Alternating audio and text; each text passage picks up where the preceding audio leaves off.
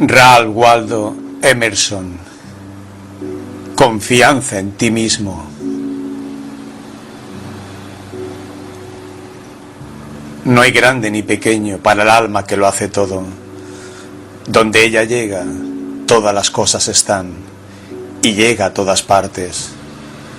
Yo soy dueño de la esfera, de las 7 estrellas y del año solar, de la mano de César y del cerebro de Platón, del corazón del Señor y del arte de Shakespeare.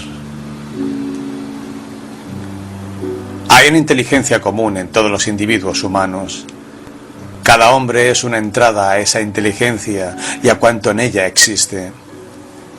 El que es admitido una vez al derecho de razón se convierte en el dueño de toda la propiedad. Lo que pensó Platón lo puede pensar él. Puede sentir lo que ha sentido un santo. Puede entender lo que ha sucedido en cualquier época a cualquier hombre. El que tiene acceso a este espíritu universal es un partícipe de todo lo que se ha hecho o puede hacerse, pues este es el único y soberano agente. En la confianza en sí mismo están comprendidas todas las virtudes. El hombre debe ser libre, libre y valiente, libre hasta la definición de libertad, sin impedimento alguno que no salga de su propia constitución. Valiente, pues, el temor nace siempre de la ignorancia. Es una vergüenza para él que su tranquilidad en una época peligrosa se derive de la presunción de que, como los niños y las mujeres, pertenece a una clase protegida o que busque una paz temporal, apartando sus pensamientos de la política o de las cuestiones engorrosas, ocultando su cabeza como el avestruz en los arbustos floridos, atisbando por los microscopios o traduciendo versos como silba un niño para mantener su valor en la oscuridad. Si hace eso, el peligro sigue siendo un peligro y el temor se hace aún peor. Debe hacerle frente varonilmente, debe mirarlo a los ojos y escudriñar su naturaleza, reconocer su origen, que no está muy atrás. Así encontrará en sí mismo una completa comprensión de la naturaleza y de la extensión de ese peligro. Sabrá por dónde tomarlo y en adelante podrá desafiarlo e imponerse a él. El mundo es de quien puede ver a través de sus apariencias. La sordera, la completa ceguera, el gran error que observamos existen únicamente gracias a la tolerancia, a tu propia tolerancia. Si te das cuenta de que se trata de una mentira, le habrás dado ya un golpe mortal. El alma oye siempre en estrofas un mensaje, cualquiera que sea el tema. El sentimiento que derraman vale más que el pensamiento que pueden contener. Creer en vuestro propio pensamiento, creer que lo que es verdadero para uno en la intimidad del corazón es verdadero para todos los hombres. Eso es el genio. Expresar vuestra convicción latente será a su tiempo el sentir universal, ya que lo más íntimo llega a ser lo más externo, y nuestro primer pensamiento nos es devuelto por las trompetas del juicio final. Por familiar que sea para cada uno la voz del Espíritu, el mayor mérito que concedemos a Moisés, Platón y Milton es que reducen a la nada libros y tradiciones y no dicen lo que los hombres pensaron, sino lo que han pensado ellos. El hombre debería observar, más que el esplendor del firmamento de bardos y sabios, ese rayo de luz que atraviesa su alma desde dentro. Sin embargo, rechaza su pensamiento precisamente porque es suyo. En cada obra del genio reconocemos nuestros propios pensamientos rechazados. Vuelven a nosotros con cierta majestad prestada. Las grandes obras de arte no poseen una lección más interesante que esta. Nos enseña a preservar con amable inflexibilidad en nuestras impresiones espontáneas, sobre todo cuando las voces están del otro lado. Tal vez mañana dirá un desconocido, con seguro buen sentido, lo que ya habíamos pensado, y nos veremos obligados a recibir de otro, avergonzados, nuestra propia opinión.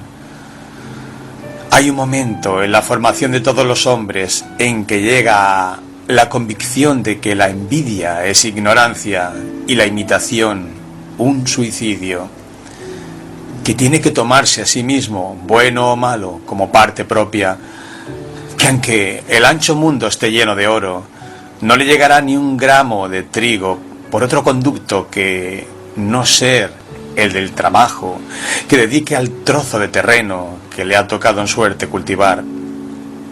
El poder que reside en él es nuevo en la naturaleza, y nadie más que él sabe lo que puede hacer, ni lo sabe hasta que lo ha probado.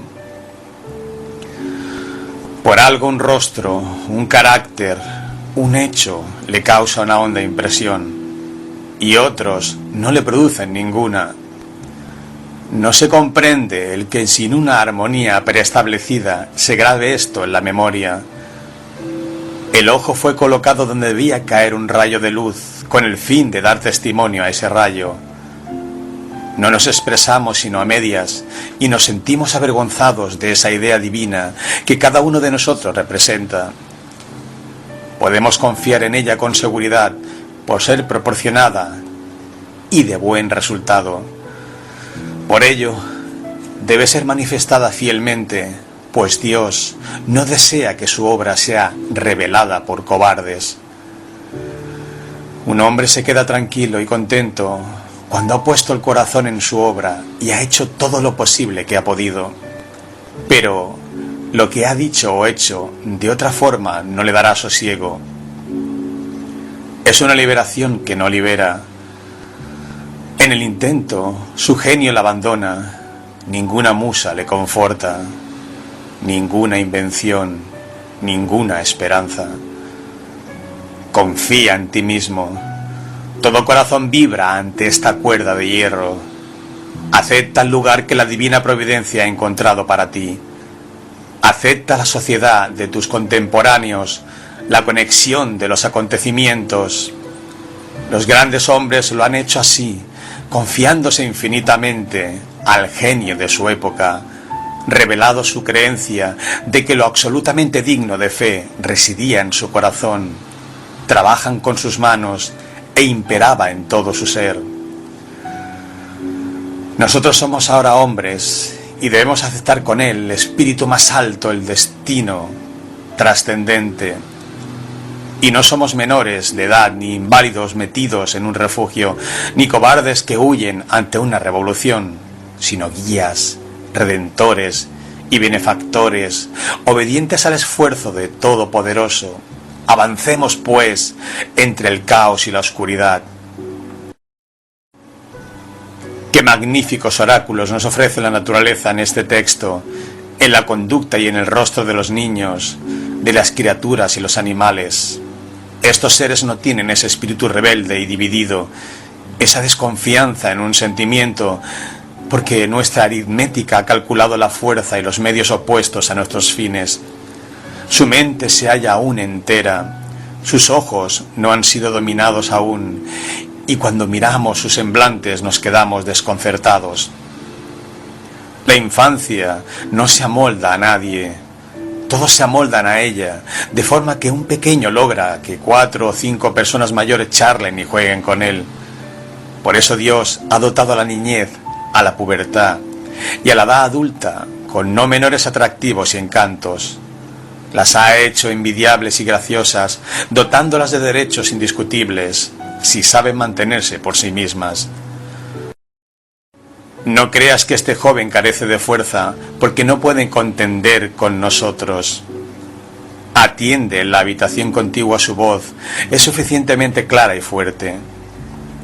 Parecen que sabe cómo ha de hablar. A sus contemporáneos sabrá la forma de convertirnos luego en personas mayores totalmente innecesarias.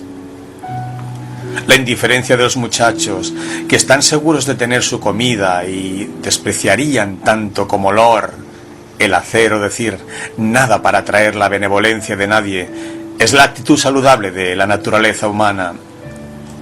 Un muchacho está en un salón, como una butaca en un teatro, independientemente, irresponsable, mirando desde su rincón las cosas y las personas que pasan ante su vida. Las juzga y las sentencia conforme a sus méritos, del modo rápido y sumario de los muchachos, calificándolas de buenas, malas, interesantes, tontas, elocuentes o aburridas. No se doblega nunca ante las consecuencias ni ante los intereses. Da un veredicto independiente y auténtico. Tendrás que hacerle la corte. Él no te la hace. Pero el hombre está en el calabozo, digámoslo así, por su conciencia. Tan pronto como ha actuado o hablado de manera patente, se convierte en una persona comprometida, vigilada por la simpatía o el odio de centenares de seres, cuyas impresiones ha de tener en cuenta en adelante. Para esto no hay ningún leteo. Quien pueda de este modo evitar todos los lazos, y después de haber sido un observador, observe de nuevo con la misma inocencia, desapasionada, imparcial, incorruptible, impávida, tiene que ser siempre formidable. Expresará opiniones sobre todos los asuntos de actualidad, que, al verse que no son privadas, sino producto de la necesidad, se hundirán como dardos en los oídos de los hombres y les causarán un gran temor. Estas son las voces que oímos en la soledad, pero debilitan cuando entramos en el mundo. En todas partes la sociedad conspira contra la hombría de sus miembros. La sociedad es una compañía de acciones cuyos miembros deciden sacrificar la libertad y la cultura del accionista para asegurar el pan de cada partícipe. La virtud más exigida es la conformidad. La confianza en sí mismo es su aversión. No quiere realidades ni creadores, sino hombres y usos. ¿Quién es y para qué sirve? Quien aspira a ser hombre tiene que ser no conformista. Quien desee ganar las palmas inmortales no debe detenerse ante el nombre del bien.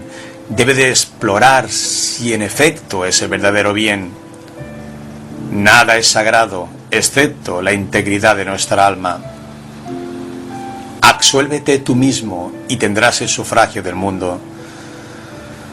Recuerdo una respuesta que, muy joven aún, tuve que dar a un consejero eminente que solía importunarme con las viejas doctrinas de la Iglesia. Al decirle: ¿qué me importa la santidad de las tradiciones si vivo una vida completamente interior?, me contestó: pero esos impulsos pueden venir de abajo y no de arriba. Yo le repliqué: no me parece que sea así, pero si soy hijo del diablo, viviré del diablo. Para mí no hay más ley sagrada que la de mi naturaleza. Bueno y malo no son sino nombres que pueden fácilmente transferirse de esto a lo otro. Lo único recto es lo que resulta conforme a mi ser. Lo único ilícito, lo contrario a él. El hombre debe conducirse en presencia de cualquier oposición, como si todas las cosas, salvo él, fueran efímeras y simples apariencias. Estoy avergonzado de ver con cuánta facilidad nos rendimos a símbolos y nombres, a grandes sociedades y a instituciones muertas.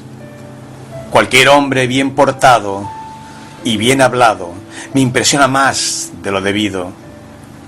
Necesito marchar rectamente, mostrar vitalidad y hablar siempre el rudo lenguaje de la verdad. Si la malicia y la vanidad visten el traje de la filantropía, ¿lo dejaré pasar? Si un hipócrita irritado hace suya la hermosa causa de la abolición de la esclavitud y se acerca para comunicarme las últimas noticias de Barbados, ¿por qué no he de decirle: ve y ama a tu hijo, ama a tu leñador, sé bondadoso y modesto, hazme ese favor, y no disfraces nunca tu dura y poco caritativa ambición con esta increíble ternura por los negros que viven a miles de millas de distancia? ¿Tu amor por lo distante no es más que despreocupación en tu país? Áspero y cruel sería este saludo. pero la verdad es más hermosa que el fingimiento del amor. Vuestra bondad debe tener alguna espina, o no es nada. La doctrina del odio debe predicarse en oposición a la doctrina del amor cuando éste gime y lloriquea. Abandono padre, madre, esposa y hermano cuando mi genio me llama. Yo escribiría sobre el dintel de la puerta: capricho. Creo que en esto hay algo más que capricho, pero no podemos perder el tiempo en explicaciones. No esperes que te revele la causa del por qué busco o rehuyo de la sociedad. Y no me digas, como hizo hoy un buen hombre, que tengo el deber de prestar mi apoyo a todos los pobres. ¿Son ellos mis pobres? Te declaro, oh filántropo tonto, que me duele el duro, la peseta, los 5 céntimos que doy a hombres que no me pertenecen y a los cuales no pertenezco. Hay una clase de personas a las que estoy ligado por toda la afinidad espiritual. Por ellas iré a la cárcel si es necesario, pero vuestras diversas caridades populares, la educación en un colegio de necios, la construcción de lugares de reunión para el vano fin a que muchas se dedican ahora, las limosnas a los tontos y a los millares de sociedades de socorro, aunque confieso con vergüenza que a veces sucumbo y doy el duro. Este es un duro maldito que poco a poco tendré la hombría de negar. Las virtudes son, en la estimación popular, más bien la excepción que la regla. Hay el hombre y sus virtudes. Los hombres hacen lo que se entiende por una buena acción, un acto de valor o de caridad, en gran parte como si quisieran pagar una multa para no ser señalados con el dedo. Sus obras vienen a ser como una excusa o una atenuación de la vida que llevan en el mundo. Lo mismo que los inválidos y los locos pagan una pensión más elevada. Sus virtudes son penitencias. Yo no deseo expiar, sino vivir. Mi vida no es una apología, sino una vida. Existe por sí misma y no como un espectáculo. Prefiero con mucho que tenga menos ostentación y sea más natural e igual, en vez de brillante y desarreglada. La quiero sana y apacible, y que no me imponga dietas ni sangrías. Y doy la prueba de que eres un hombre, y rehúso llamar hombre a las acciones. Sé que para mí no constituye ninguna diferencia el que ejecute o evite esas acciones que se consideran excelentes. No puedo consentir el pagar como privilegio aquello a que tengo derecho intrínseco. Por escasas y humildes que sean mis dotes, yo soy realmente y no necesito, para mi propia certidumbre o para la de mis semejantes, de ningún testimonio secundario. Lo que tengo que hacer es lo que me concierne, no lo que la gente cree. Esta regla, tan difícil en la vida práctica como en la intelectual, puede servir para establecer una distinción completa entre la grandeza y la mediocridad. Es muy difícil de seguir, porque siempre hallarás personas que creen saber cuál es tu deber mejor que tú mismo. Es fácil vivir en el mundo según la opinión del mundo. Es fácil vivir en la sociedad según la propia opinión. Pero el hombre grande es aquel que en medio de muchedumbre conserva con perfecta dulzura la independencia de la soledad. La razón por la que no debemos conformarnos con usos que están muertos para nosotros es que disipan nuestras fuerzas, nos hacen perder el tiempo y borran el sello de nuestro carácter. Si sostienes una iglesia sin vida, si contribuyes a mantener una sociedad bíblica muerta, si votas con un gran partido, ya sea un pro o en contra del gobierno, si pones tu mesa como un hospedero vulgar, me será difícil percibir claramente, a través de todas estas pantallas, qué clase de hombre eres. Y naturalmente, ello equivale a otra tanta fuerza sustraída a tu propia vida. Pero haz tu obra y te conoceré, haz tu obra y te fortalecerás. El hombre debe considerar qué clase de juego de gallina ciega es ese de la conformidad. Si sé cuál es tu secta, conozco de antemano tu argumento. Oigo anunciar a un predicador que explicará por medio de un texto la conveniencia de una de las instituciones de su iglesia. ¿Que no sé de antemano que es imposible que diga nada nuevo o espontáneo?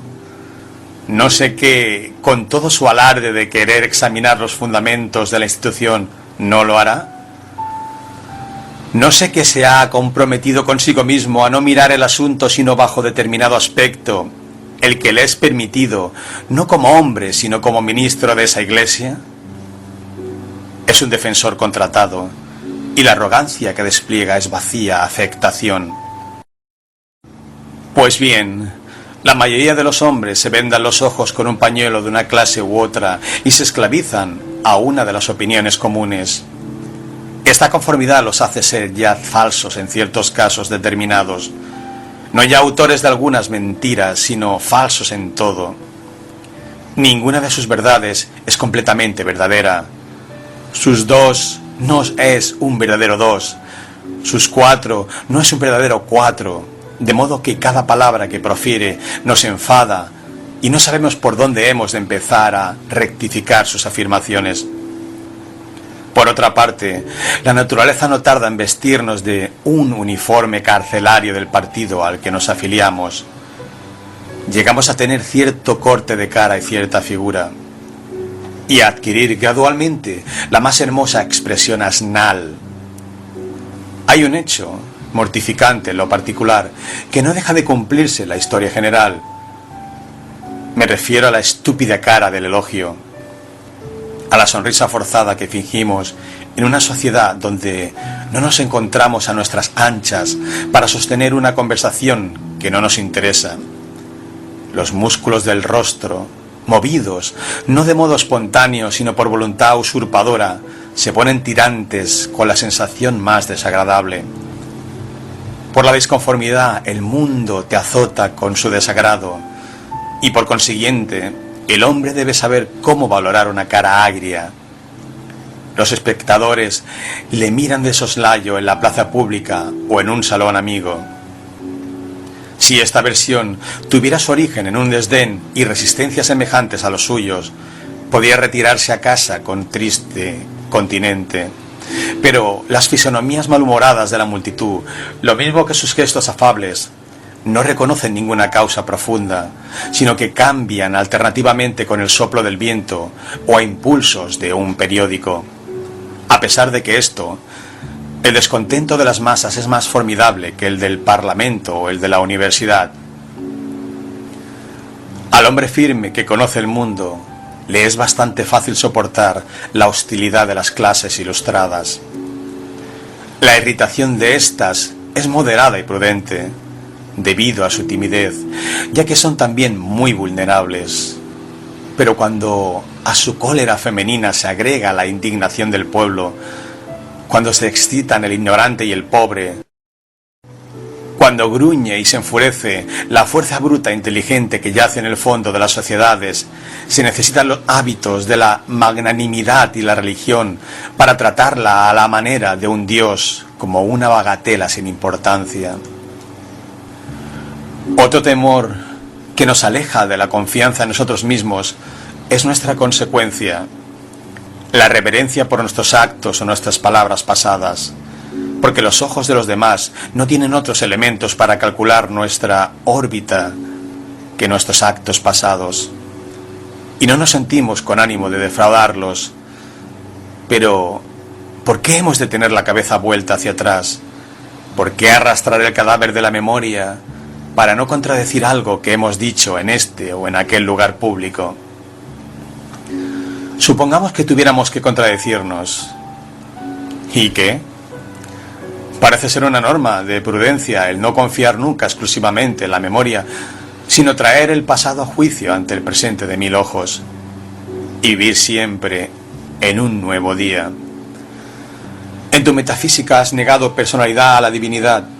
Sin embargo, cuando tu alma se siente movida por las emociones religiosas, entrégale alma y vida, aunque tengas que revestir a la divinidad de forma y color. Abandona tu teoría, como dejó su capa José en manos de la adúltera, y huye.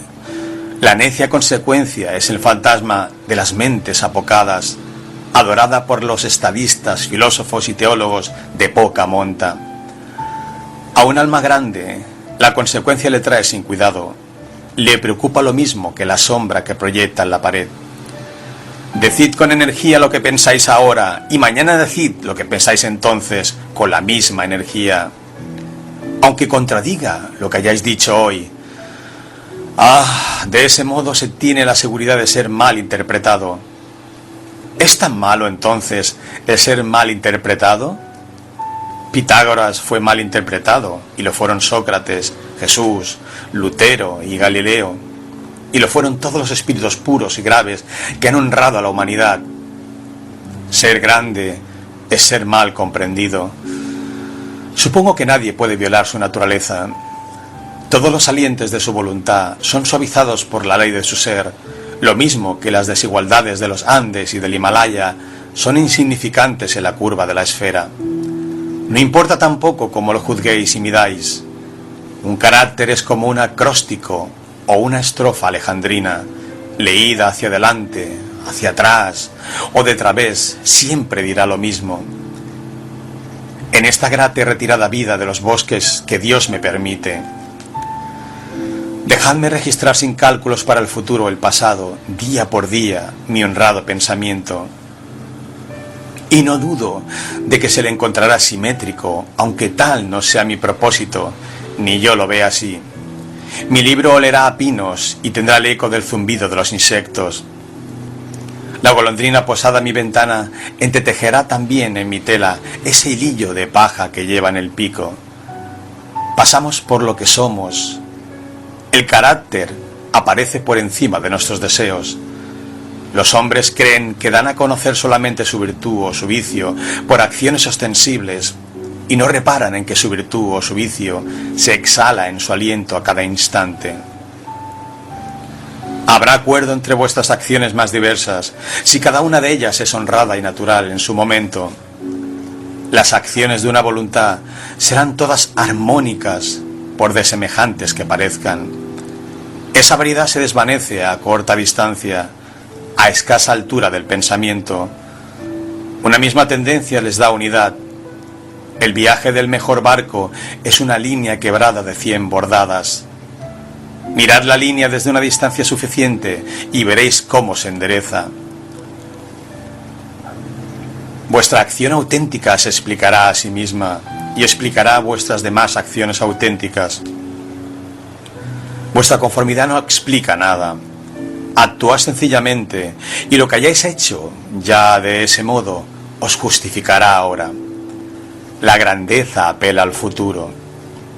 Si yo tengo hoy la firmeza suficiente para obrar con rectitud, que me sirva de defensa ahora, sea como sea, haced el bien. Desdeñad las apariencias y siempre podréis desdeñarlas. La fuerza del carácter es acumulativa. Todos los días previos de virtud influyen con su salud en este. ¿Qué es lo que constituye la majestad de los héroes del Senado y del campo de batalla que llena tanto la imaginación? La conciencia de tener tras de sí una serie de grandes días y victorias que proyectan una luz continua sobre el actor que avanza, seguido de una escolta visible de ángeles. Eso es lo que hace tronar la voz de Chatham y da dignidad al pobre Washington y pone a América en la mira de Adams. El honor nos parece venerable porque no es efímero, es siempre virtud antigua. Lo adoramos hoy porque no es de hoy.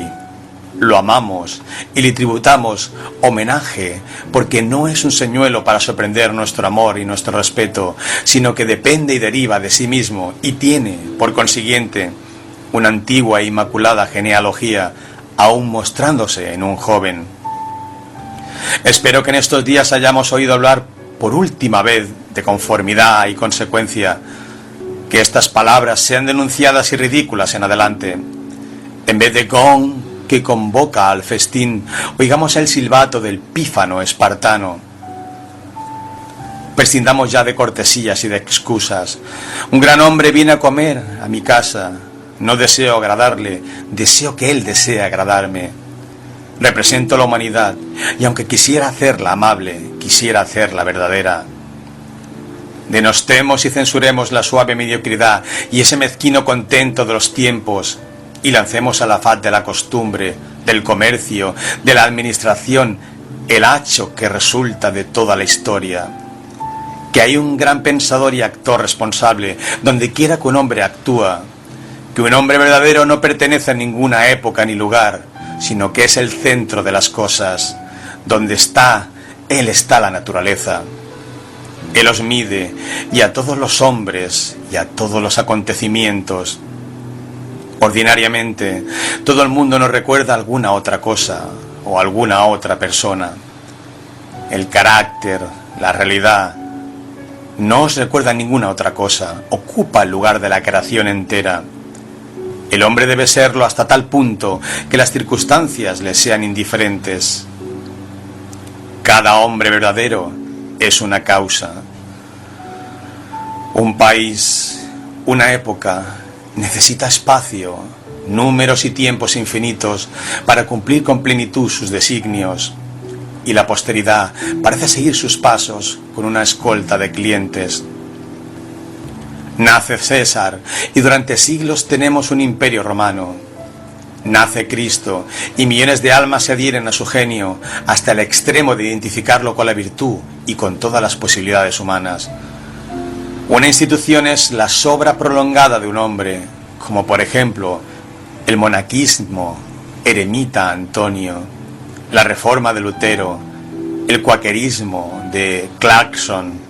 Milton llamaba a Escipión la cama de Roma, y toda la historia se resuelve con suma facilidad en la biografía de unas cuantas personalidades fuertes y sinceras. Que el hombre conozca su valor y mantenga las cosas bajo sus pies. Que no husmee ni robe ni se oculte acá o allá, con el aire de un hospiciano, de un bastardo o de un contrabandista, en un mundo que existe para él. Pero el hombre de la calle, al no encontrar en sí mismo un mérito que corresponda a la fuerza que construyó esa torre o esculpió ese dios de mármol, se siente pobre cuando lo contempla. Para él, una estatua, un palacio o un libro precioso tienen un aire extraño y prohibitivo, muy semejante a una alegre comparsa, y parecen decirle de paso: ¿quién eres? Y sin embargo, todo es suyo. Solicita su atención y suplica a sus facultades que vengan a tomar posesión de ello. El cuadro aguarda mi veredicto. No le corresponde darme órdenes. Soy yo quien debe determinar su derecho al elogio. La fábula popular del tonto a quien recogen en la calle borracho, perdido, lo llevan al palacio del duque, lo lavan y acuestan en el lecho de éste, y cuando se despierta lo tratan con la misma obsequiosa ceremonia, como si fuera el duque, y le aseguran que ha estado loco. Debe ser su fama al hecho de simbolizar muy bien el estado del hombre, el cual es, en el mundo, una especie de imbécil, pero de tiempo en tiempo se despierta, ejercita su razón y se halla con que es un verdadero príncipe. Nuestra lectura es mendicante y aduladora. En historia nuestra imaginación nos engaña. Reino y señorío, poder y propiedad son un vocabulario más pomposo que el particular de Juan y Eduardo en una casa pequeña y en su corriente tarea diaria. Pero las cosas de la vida son las mismas para ambos. La suma total de ambos es la misma. ¿Por qué toda esa diferencia de Alfredo y a Skanderberg y a Gustavo? Supongamos que eran virtuosos. ¿Agotaron la virtud? Una apuesta tan grande depende de vuestro privado acto de hoy, como consecuencia de los pasos públicos y renombrados.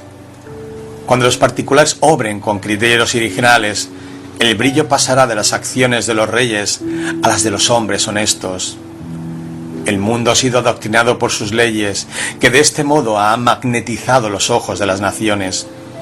Este colosal símbolo ha enseñado la mutua reverencia que el hombre debe al hombre. La gozosa fidelidad con que los hombres han soportado que el rey, el noble o el gran propietario pase en medio de ellos con su ley propia, que establezca su escala propia de los hombres y de las cosas y abata las aspiraciones de los otros, que paguen sus beneficios no con dinero sino con honores y que encarnen la ley de su persona, fue el jeroglífico con que expresaron oscuramente la conciencia de su propio derecho y valer, el derecho de todo ser humano. El magnetismo que ejerce toda acción original se explica cuando nos preguntamos por la razón de la confianza en uno mismo. ¿Quién es el fiador? ¿Cuál es ese yo o aborigen en el que puede basarse una confianza universal? ¿Cuáles son la naturaleza y el poder de esa estrella que se burla de la ciencia, de esa estrella sin paralaje, sin elementos calculables, que lanza un rayo de belleza sobre las acciones triviales e impuras si aparece la menor señal de independencia? La investigación nos lleva a esa fuente que es a la vez el origen del genio, de la virtud y de la vida, que designamos con el nombre de espontaneidad o instinto. Llamamos intuición a esta sabiduría primaria, mientras que todas las enseñanzas posteriores son aprendizaje. En esa fuerza profunda, hecho último ante el cual se detiene el análisis, está el origen común de todas las cosas, porque el sentimiento del ser, que en horas de calma surge en el alma, no sabe cómo, no es nada diferente de las cosas, del espacio, de la luz, del tiempo, del hombre, sino uno con ellos, y procede claramente del mismo material, de donde proceden también su vida y su ser.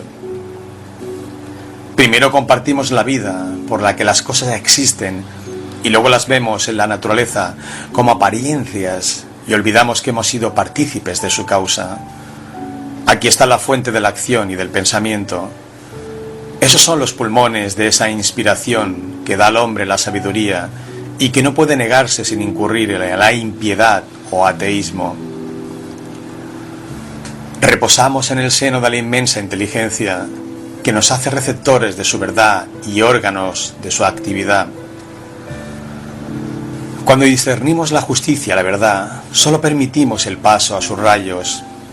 Si preguntamos de dónde viene esto, si tratamos de espiar esas causas en el alma, toda la filosofía falla. Lo único que podemos afirmar es su presencia o ausencia. Todos los hombres distinguen entre los actos voluntarios de su mente y sus percepciones involuntarias y saben que deben prestar a estas últimas fe ciega. Podemos errar en la expresión de estas, pero sabemos que son así y que como el día y la noche no cabe discutirlas. Mis acciones y adquisiciones voluntarias no son sino cosas errabundas por el ensueño más ligero. La emoción nativa más débil solicita mi curiosidad y respeto.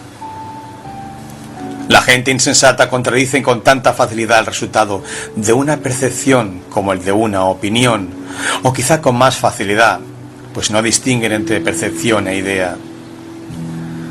Creen que depende de mi elección el ver esto o lo otro, y con el tiempo, toda la humanidad, aunque puede ocurrir que nadie lo haya visto antes que yo, pues mi percepción de él es un hecho, tanto como lo es el sol. Las relaciones del alma con el espíritu son tan puras que es una profanación el tratar de buscar intermediarios.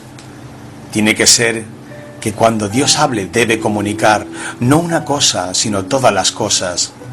Llenará el mundo con su voz, esparcirá la luz, la naturaleza, el tiempo, las almas, desde el centro del pensamiento actual, y fechará y creará el mundo de nuevo.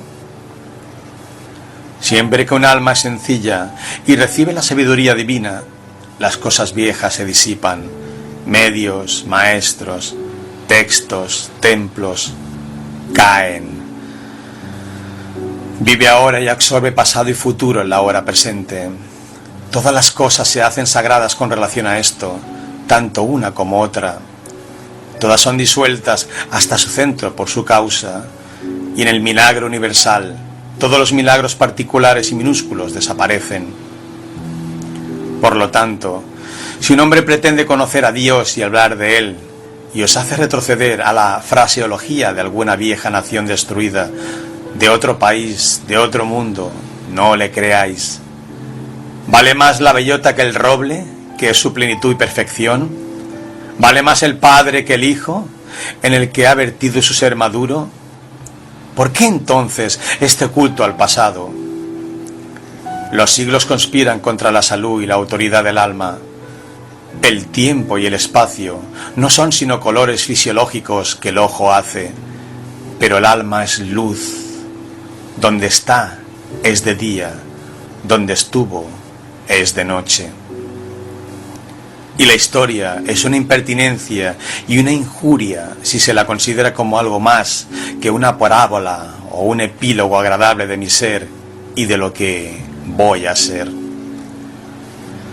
El hombre es tímido y tiende a disculparse, no obra rectamente, no se atreve a decir pienso, soy, sino que cita a algún sabio o santo. Se avergüenza ante la brizna de la hierba o ante la rosa que florece. Estas rosas que se hallan bajo mi ventana no hacen ninguna referencia a unas rosas anteriores o mejores, son lo que son. Existen hoy con Dios. Para ellas no hay tiempo, hay simplemente la rosa. Es perfecta en cada momento de su existencia. Antes de brotar una yema en la planta, su vida entera actúa. En la flor plenamente abierta no hay nada más. En la raíz sin hojas no hay nada menos. Su naturaleza está satisfecha y ella satisface a la naturaleza igualmente en todos los momentos. Pero el hombre pospone o recuerda, no vive en el presente, sino que volviendo los ojos lamenta el pasado o, desatento a las riquezas que le rodean, se empecina sobre la punta de los pies para prever el futuro. No puede ser feliz y fuerte a menos que viva con la naturaleza en el presente, por encima del tiempo. Esto debería ser bastante claro.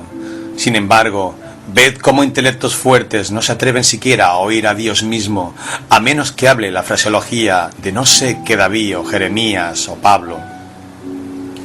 No debemos dar siempre tan gran valor a unos cuantos textos, a unas cuantas vidas.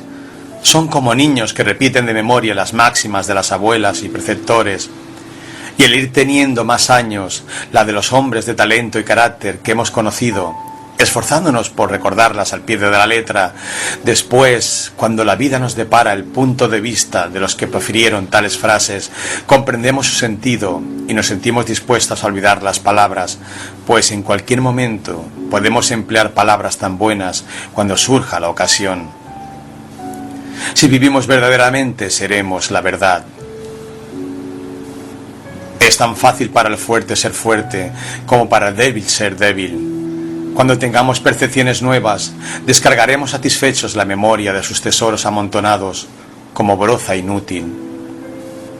Cuando un hombre vive con Dios, su voz suena tan dulce como el murmullo del arroyo y el crujir del trigo. Por último, nos queda por decir ahora sobre esta cuestión la verdad más alta.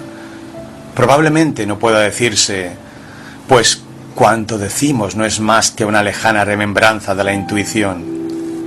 Este pensamiento, con el que puedo ahora aproximarme más a decirla, es este: cuando el bien está cerca de ti. Cuando tienes vida en ti mismo, no es gracias a formas conocidas o usuales. No debes discernir las huellas de nadie, no debes ver la cara del hombre, no debes oír ningún nombre. El camino, el pensamiento, el bien, deben ser totalmente extraños o nuevos. Deben excluir el ejemplo y la experiencia. Tomas el camino partiendo del hombre, no hacia él. Todas las personas que han existido son sus olvidados ministros. El temor y la esperanza se hallan igualmente por debajo de esto. Hay algo bajo incluso en la esperanza. En la hora de la visión no hay nada que pueda llamarse gratitud, ni propiamente alegría. El alma elevada por encima de la pasión contempla la identidad y la casualidad eterna, percibe la existencia propia de la verdad y de lo recto, y se calma al saber que todo marcha bien. Nada importan los vastos espacios de la naturaleza, el océano Atlántico, el mar del sur, los largos intervalos de tiempo, los años, los siglos. Esto que pienso y siento sirve de soporte a todos los estados de la vida y a todas las circunstancias del pasado, lo mismo que yace bajo mi presente y bajo lo que se llama vida y bajo lo que se llama muerte. Solo la vida importa, no el haber vivido. La fuerza cesa en el instante del reposo, reside en el momento de transición de un estado pasado a un estado nuevo, en el paso del abismo, en el disparo a un blanco. El mundo odia un hecho, el de que el alma vaya a ser, pues eso rebaja para siempre el pasado, convierte todas las riquezas en pobreza, toda la reputación en deshonor, confunde al santo con el bribón, descarta a la vez a Judas y a Jesús. ¿Por qué entonces hablamos de confianza en uno mismo? Donde quiera que el alma esté presente, habrá una fuerza, no segura, sino actuante. Hablar de confianza es una pobre y externa manera de hablar. Hablad más bien de eso, en que se confía, porque obra y es. Quien tenga más obediencia que yo es mi maestro, aunque no levante el dedo. Tengo que girar alrededor de él por la ley de la gravitación de los espíritus. Creemos que se trata de retórica cuando hablamos de virtud eminente. No vemos todavía que la virtud es altura y que un hombre o que un grupo de hombres blandos y permeables a los principios deben, por la ley de la naturaleza, dominar y dirigir a todas las ciudades, naciones, reyes, a los ricos, a los poetas que no tienen aquella cualidad. Este es el último hecho al que llegamos en esta cuestión tan rápidamente como en todas. La resolución del todo en el siempre bienaventurado uno. La existencia por sí es el atributo de la causa suprema y constituye la medida del bien en el grado en que entran todas las formas inferiores. Por esta razón, todas las cosas reales lo son en la medida de la virtud que contenga. El comercio, la elocuencia, el valor personal son algo y se atraen y respeto como ejemplos de su presencia e impura acción. Veo que la misma ley trabaja en la naturaleza en favor de la conservación y del crecimiento. La fuerza es en la naturaleza la medida esencial de la licitud. La naturaleza no soporta que se mantenga en sus reinos nada que no pueda ayudarse a sí mismo. La génesis y maduración de una planta, su peso y su órbita, los árboles inclinados por el temporal, irguiéndose de nuevo, los recursos vitales de todo animal y de toda planta, son demostraciones del alma que se basta a sí misma y por consiguiente que confía en sí misma. Así, todo se concentra. No erremos como vagabundos, quedémonos en casa con la causa. Hagamos callar o confundamos la impertinente algarabía de hombres, libros e instituciones con una sencilla declaración de hecho divino. Ordenemos a los invasores que se quiten los zapatos, porque Dios está aquí dentro. Que nuestra sencillez los juzgue y que nuestra docilidad a nuestra propia ley demuestre la pobreza de la naturaleza y de la fortuna, al lado de nuestras riquezas nativas. Pero ahora somos un populacho. El hombre no siente temor ante el hombre, ni su genio es amonestado para que se quede en casa, para que se ponga en comunicación con el océano interno, sino que se marcha a la calle a mendigar una copa de agua de las ánforas de otros hombres. Tenemos que marchar solos. Prefiero la iglesia silenciosa antes que comenzar los oficios. Mejor que cualquier sermón. Qué lejanas, serenas, castas parecen las personas, rodeadas por un recinto santuario. Estemos siempre así. ¿Por qué tenemos que cargar con las culpas de nuestro amigo, o esposa, o padre, o hijo? Porque se sienten alrededor de nuestro fuego, o se diga que tenemos la misma sangre. Todos los hombres tienen mi sangre y yo tengo la suya. Tampoco adoptaré por eso su petulancia o su necedad. hasta el extremo incluso de tener que avergonzarme de ellas. Sin embargo, nuestro aislamiento no debe ser mecánico, sino espiritual. Es decir, tiene que ser elevación. De cuando en cuando, el mundo entero parece conspirar para importunarme con pomposas fruslerías.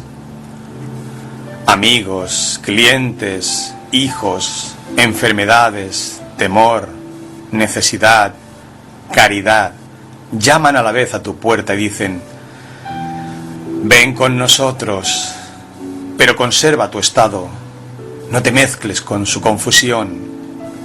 El poder que tienen los hombres para molestarme se lo doy yo con una débil curiosidad. Nadie puede acercarse a mí sin la complicidad de un acto mío. Lo que amamos, eso tenemos, pero con el deseo nos privamos del amor. Si no podemos de una vez elevarnos a las santidades de la obediencia y de la fe, resistamos al menos nuestras tentaciones.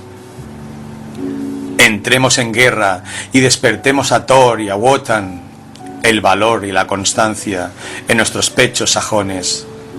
Esto ha de hacerse en nuestros tiempos pacíficos y diciendo la verdad. Reprimid esta falsa hospitalidad y el falso afecto.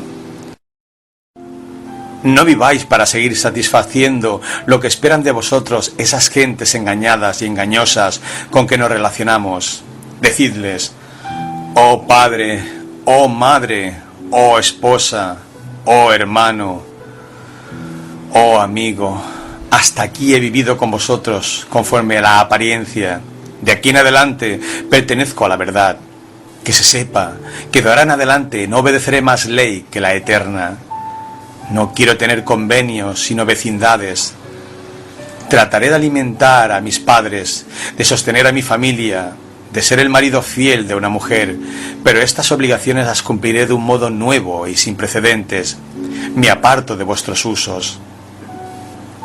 Tengo que ser yo mismo, no puedo quebrantarme más por ti. Si podéis amarme por lo que soy, seremos más felices. Si no podéis, trataré sin embargo de merecer que me améis.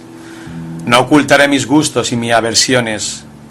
Confío tanto en que todo lo que es profundo es santo, que ejecutaré sin vacilar cuanto me alegra íntimamente y el corazón me manda.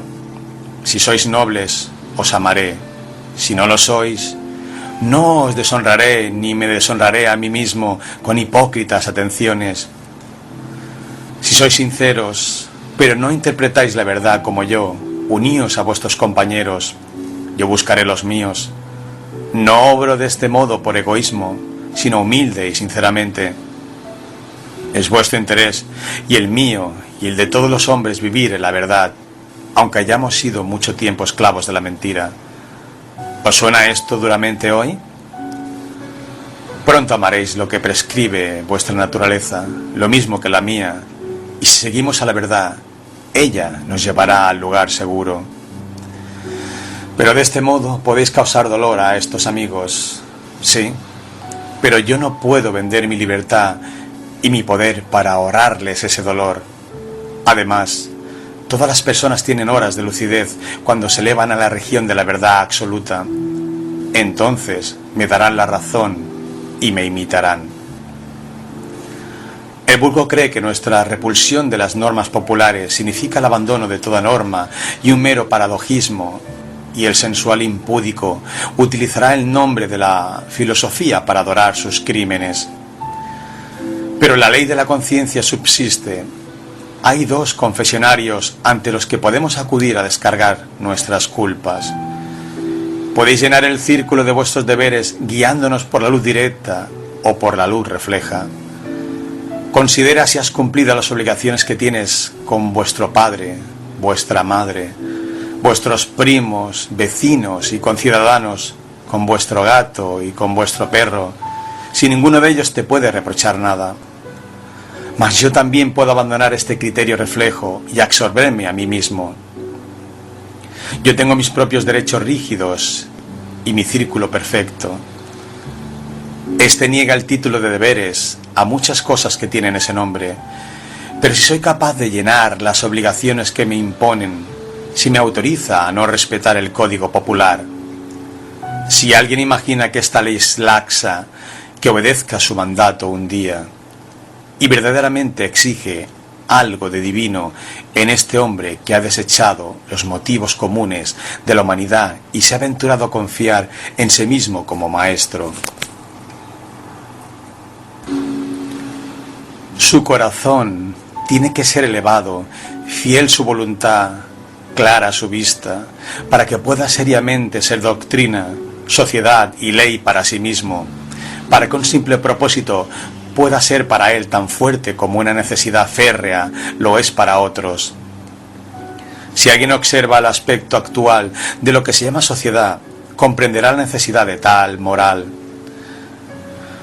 No parece sino que se ha extraído el nervio y el corazón del hombre y que nos hemos convertido en seres gimoteantes y desalentados. Tenemos miedo a la verdad, a la fortuna, a la muerte y miedo unos a otros. Nuestra época no produce individuos grandes y perfectos. Nos hacen falta hombres y mujeres que renueven la vida y nuestro estado social. Pero vemos que la mayor parte de la naturaleza son insolventes, que no pueden satisfacer sus propias necesidades, que su ambición no guarda proporción con sus fuerzas y se humillan y mendigan continuamente, noche y día. Recibimos de limosna nuestras provisiones. No somos lo que elegimos. La sociedad elige por nosotros nuestras artes, nuestras ocupaciones, nuestros matrimonios, nuestra religión.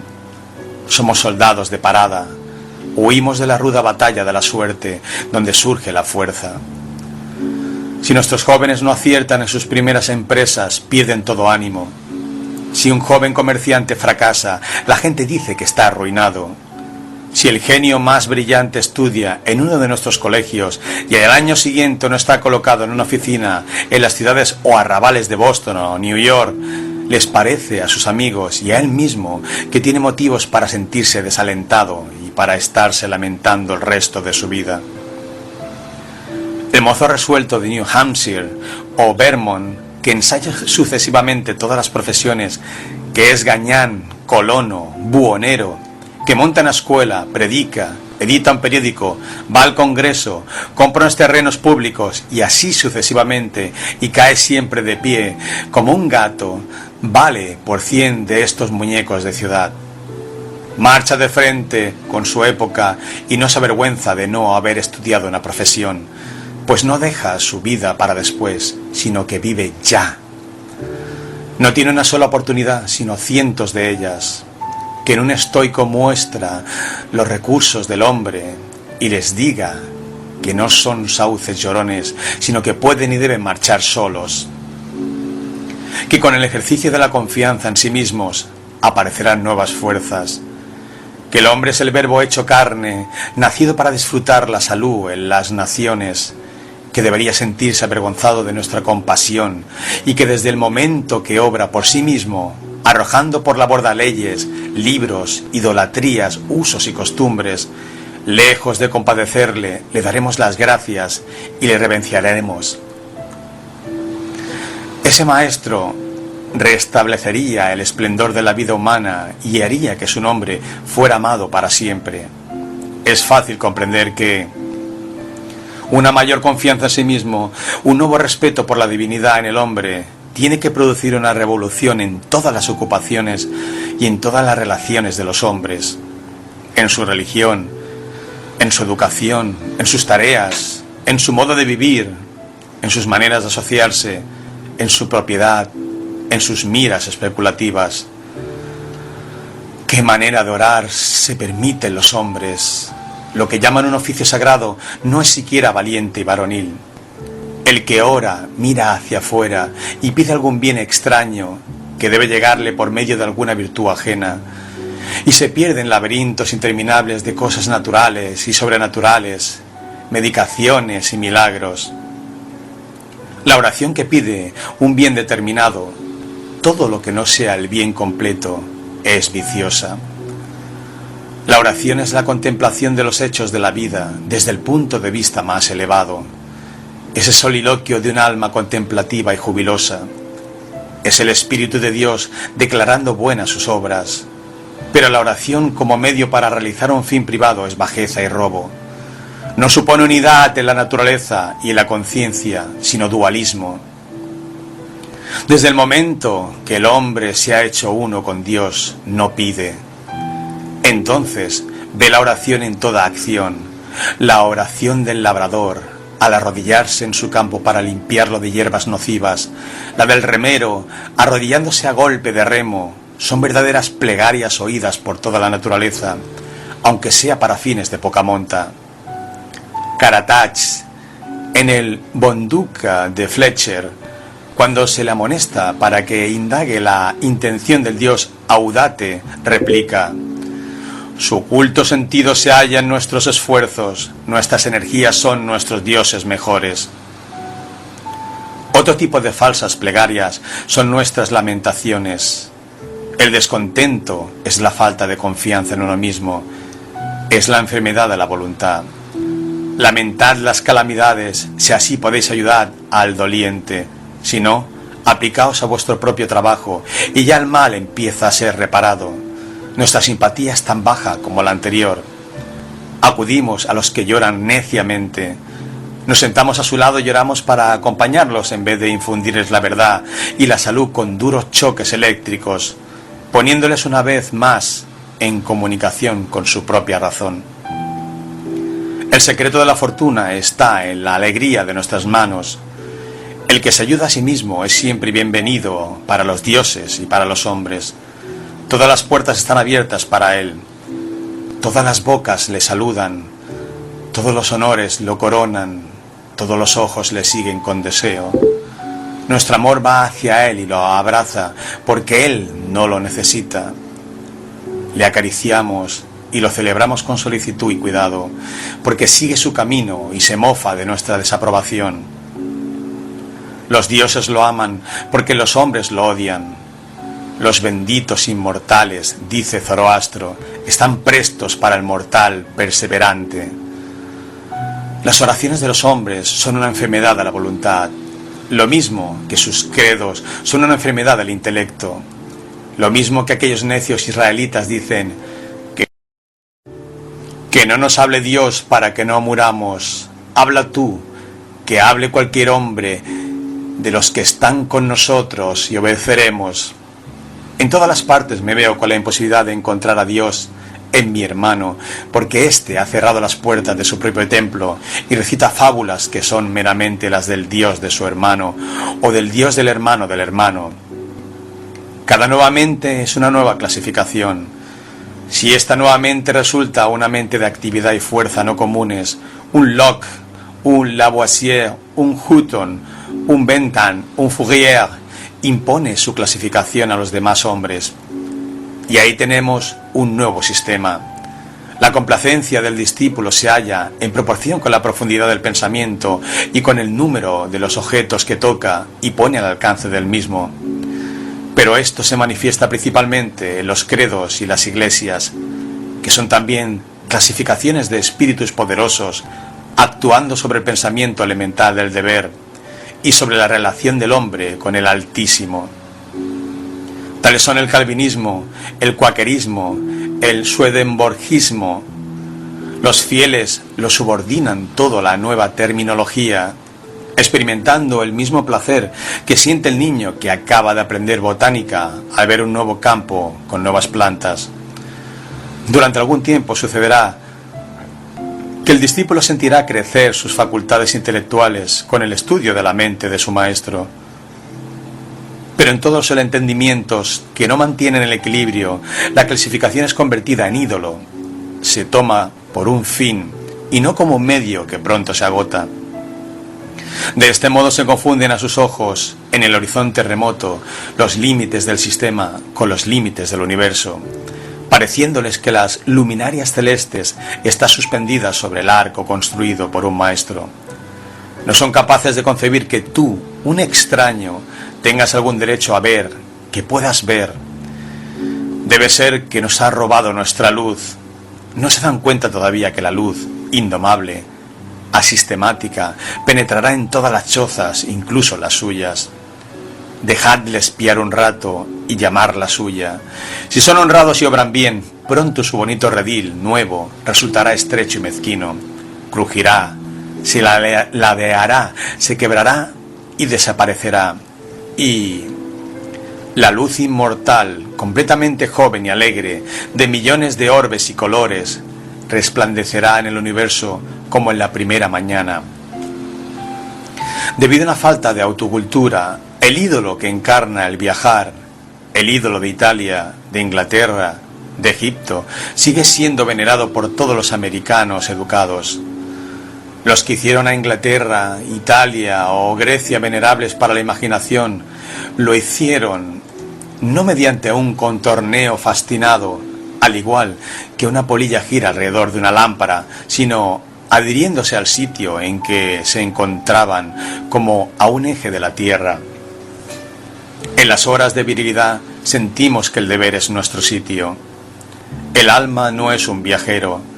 El hombre prudente permanece en casa y cuando sus necesidades, sus obligaciones le sacan de ella o le llevan a suelo extranjero, sigue en casa todavía. Y los hombres leen en la expresión de su semblante que va como misionero de la virtud y de la sabiduría, y visita ciudades y gentes como un soberano y no como un contrabandista o un criado.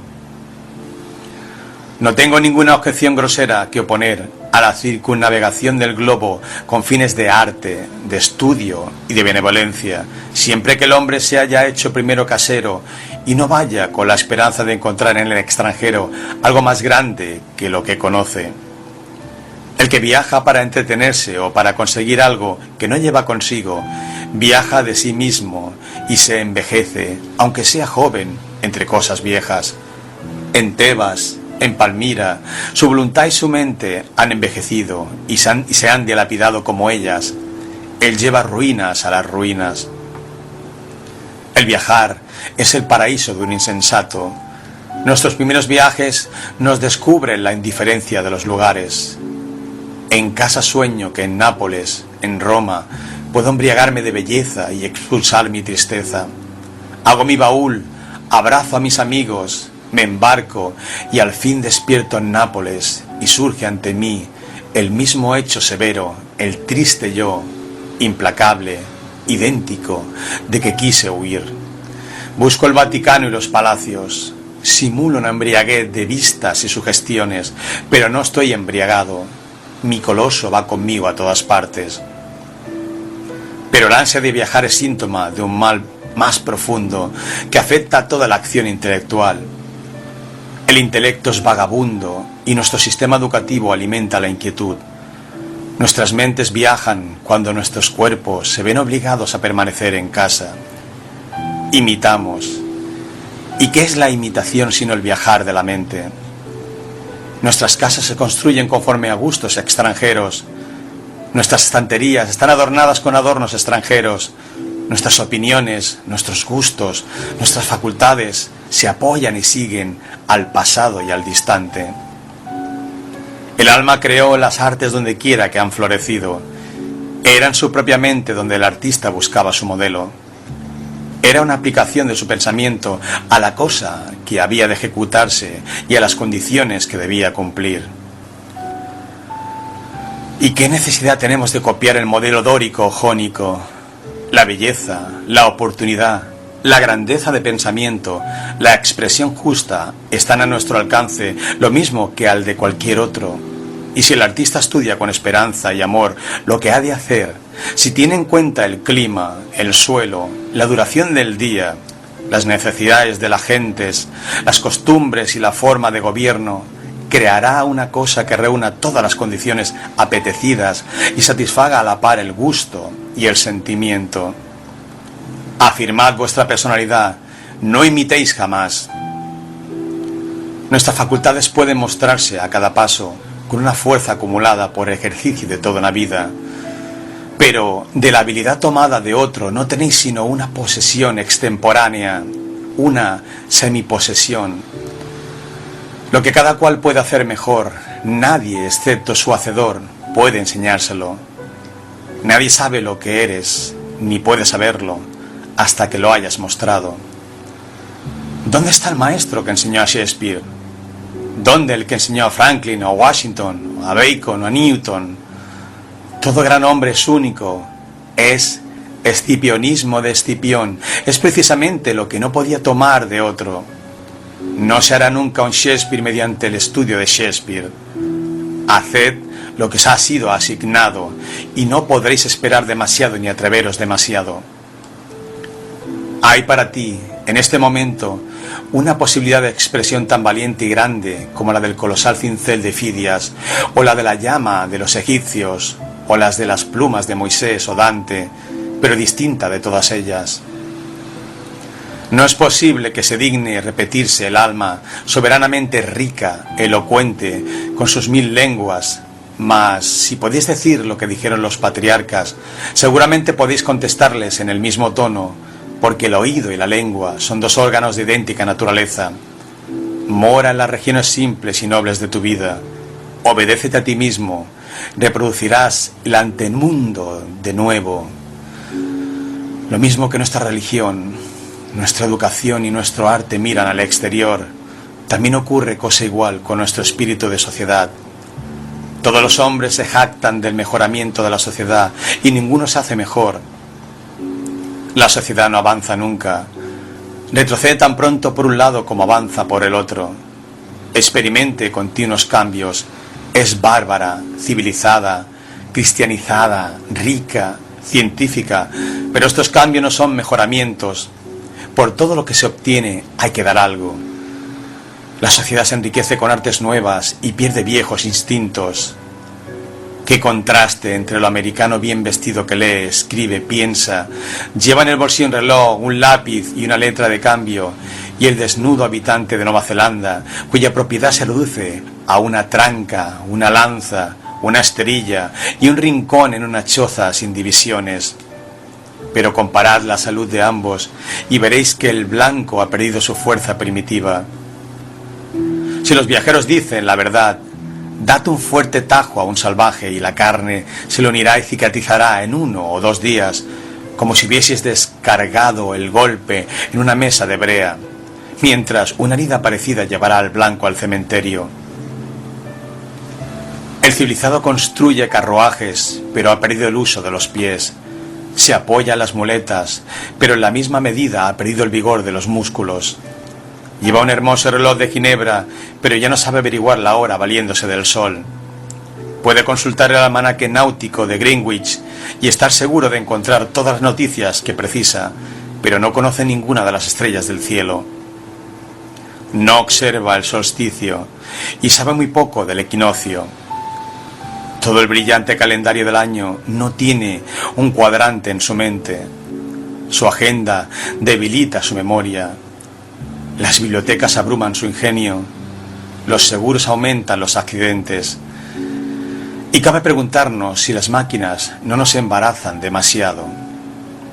Si no hemos perdido la energía con el refinamiento y algo de vigor de la virtud primitiva con el cristianismo atrincherado en las formas y en las instituciones, porque cada estoico era un estoico, pero la cristiandad, ¿dónde está el cristiano? No hay una desviación mayor en el tiempo moral que en la altura o en el volumen. Ahora no hay hombres más grandes que los que ha habido siempre. Puede observarse una singular igualdad entre los hombres eminentes de la antigüedad y los de los últimos tiempos. Y toda la ciencia, el arte, la religión y la filosofía del siglo XIX nos sirven para educar hombres más grandes que los héroes de Plutarco hace 23 o 24 siglos. No progresa la raza con el tiempo. Facción, Sócrates, Anaxágoras, Diógenes son grandes hombres, pero no fundan una clase social. El que pertenece realmente a la clase de ellos no quiere ser llamado con su nombre, sino que se bautizará a sí mismo y será a su vez el fundador de una secta. Las artes e inventos de cada época no son más que el traje de las mismas, pero no vigoriza al hombre. El daño que causan las máquinas perfeccionadas, ¿acaso compensará los bienes que producen? Hudson y Bering realizaron tantas cosas con sus barcos de pesca como para asombrar a Parry y a Franklin, cuyo equipo agotó los recursos de la ciencia y el arte. Galileo descubrió con un anteojo de teatro una serie de fenómenos celestes más espléndida que cualquier otro después de él. Colón encontró el Nuevo Mundo navegando en una carabela. Es curioso ver cómo caen en desuso y se olvidan periódicamente medios y máquinas, introducidas con clamor de elogios hace unos años o unos siglos. El gran hombre retorna al hombre esencial. Contamos los progresos del arte bélico entre los triunfos de la ciencia y, sin embargo, Napoleón conquistó a Europa con el sistema de Vivac, que consiste en apoyarse solamente en el valor, exento de toda ayuda. El emperador consideraba imposible, dice Les Cases, formar un ejército perfecto sin abolir nuestras armas, nuestros almacenes, comisarios y vehículos, sin que el soldado, imitando la costumbre romana, recibiese su ración de trigo, lo triturara en un molino de mano y cociese él mismo su pan. La sociedad es una ola, la ola avanza, pero el agua de que está compuesta no. La misma partícula no se eleva desde el valle hasta la cumbre. Su unidad es sólo fenoménica.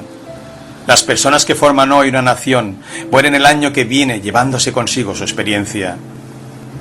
Y del mismo modo, la confianza en la propiedad, incluyendo la confianza en los gobiernos que la protegen, es la falta de confianza en uno mismo. Los hombres han desviado la mirada de sí mismos y de las cosas durante tanto tiempo que han llevado a considerar las instituciones religiosas, las ilustradas y las civiles como guardianes de la propiedad y condenan los asaltos a estas porque sienten que son asaltos a aquella. Miren el valor de los otros por lo que tienen, no por lo que son. Pero un hombre cultivado llega a avergonzarse de su propiedad y vuelve a respetar su propia naturaleza. Odia particularmente lo que tiene si ve que es accidental, que ha llegado a él por herencia, por donación o por el crimen. Entonces siente que nada tiene, que nada le pertenece, que sus bienes no tienen raíces en él, sino que simplemente los conserva porque no se lo arrebata ningún ladrón, ninguna revolución. Pero la naturaleza del hombre necesita siempre adquirir, y lo que adquiere es propiedad viva, que no espera por el asentimiento del legislador o de la multitud, ni está expuesta a las revoluciones, al fuego, al rayo, a las quiebras, sino que se renueva constantemente donde quiera que él alienta. Tu suerte o porción de vida, decía el califa Alí, va siempre detrás de ti. Por consiguiente, no te preocupes de buscarla. Nuestra dependencia de estos bienes extraños nos lleva a un respeto servil por el número. Los partidos políticos celebran asambleas numerosas y a medida que aumenta la concurrencia a cada nuevo contingente que se anuncia, la delegación de Essex, los demócratas de New Hampshire, los liberales de Maine, el joven patriota se siente más fuerte que antes por un nuevo millar de ojos y de brazos. Del mismo modo, los reformadores convocan juntas donde se vota y se decide por aclamación. Oh amigos, si Dios se dignara entrar en vosotros, no sería sino con un método totalmente contrario a ese. No veo que el hombre sea fuerte y prevalezca, sino solamente cuando se desembaraza de todo auxilio ajeno y se mantiene solitario. Conforme se agrupan nuevas reclutas bajo su bandera, se va debilitando. ¿No vale más un hombre que una ciudad? No pidáis nada a los hombres, y en la infinita mudanza solamente tú, firme columna, debes aparecer como el sostenedor de todo lo que te rodea. El que sabe que el poder es innato, que él es débil porque ha buscado el poder fuera de sí mismo y en otras partes, dándose cuenta de ello, se aferra sin vacilar a su pensamiento, yérguese en el acto, permanece en posición firme, ordena a sus miembros, hace milagros. Exactamente lo mismo que el que se apoya a los pies es más que el que se apoya en la cabeza. Compórtate así con todo lo que se llama fortuna. Muchos hombres juegan con ella y ganan todo, y pierden todo, según los giros de su rueda. Pero tú abandona como ilícitas esas ganancias y ocúpate solo de la causa y el efecto. Los cancilleres de Dios La voluntad trabaja y adquiere, y has encadenado la rueda de la fortuna, y te quedarás tranquilo, y sin temer nada de sus rotaciones, una victoria política, un alza en los valores, la recuperación de tu salud, la vuelta de un amigo ausente o algún otro acontecimiento favorable levantan tu ánimo y piensas que se preparan para ti buenos días. No lo creas. Nada puede traerte la paz sino tú mismo. Nada puede traerte la paz sino el triunfo de los principios.